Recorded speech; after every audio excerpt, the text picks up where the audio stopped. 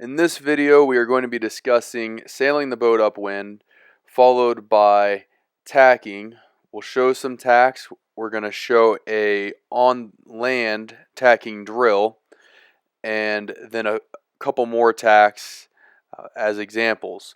So sailing upwind here, you can see that our sails are, for the most part, all the way in. We're not what's known as strapping them, which would be pulling them in too tight, but they're in, and the wind is coming just off the left side of our bow, of course, because we're sailing upwind, and the skipper is working the main sheet, keeping that out of the cleat so that he can feel the pressure of the sail on his hand and know when he might need to maybe ease the sail to power it up, or when it might be powered up and he can trim the sail in to point the boat a little higher.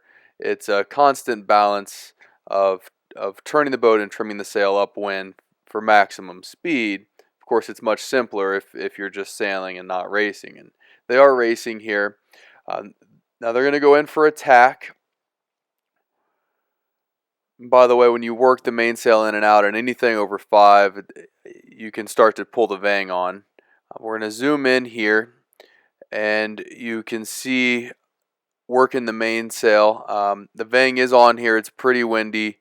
If it's light and the boat doesn't feel fast, then that's when it's time to ease the vang. But if it's windy and the boat's heeling a little bit, by having that vang on, when we go to ease the mainsail out, the boat will depower right away. Now, as far as tacking goes, we're going to tack here. We're going to start the tack by pushing the tiller towards the boom, sail through the wind. I'm going to shuffle around the back of the centerboard trunk there to the new side. We're going to do that in slow motion here in a little bit, but first I'm going to explain everything I just did on land in person. This is Tacking a Flying Scot with Tyler Andrews, filmed by Pete Eastman. When I teach, I always like to talk about freeing up a hand while you're sailing. You can of course use the cleat. However, proper form would suggest that you keep the main sheet out of the cleat in case you get hit by a puff, and then you can ease the sail out and everything will be okay.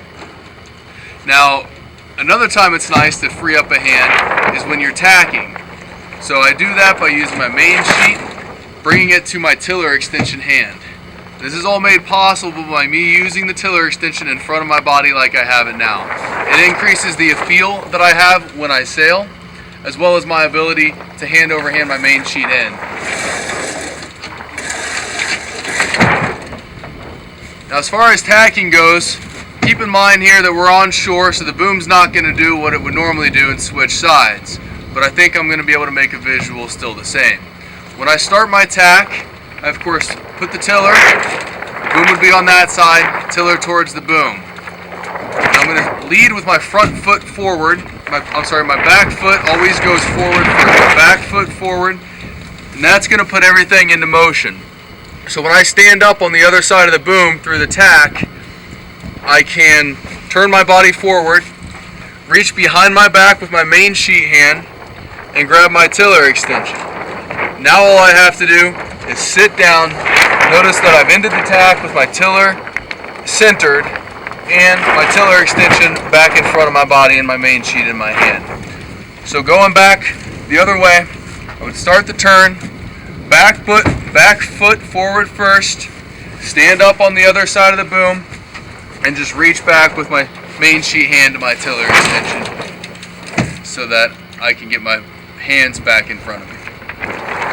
Feel free to give us a call at the factory if you have any questions.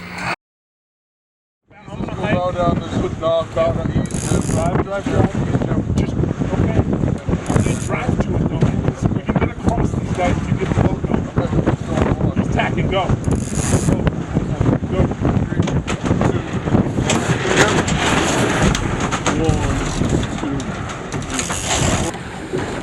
Here's the mortar right here. Here it is. Keep driving, buddy. Keep driving. Keep it driving. A little bit of a downer. It's good for us. Yeah, keep it driving. We got it. Take that hitch. Ready? Yeah. We're driving in a little bit. It's not going to last long. I don't think you're going to take it. 3, 2.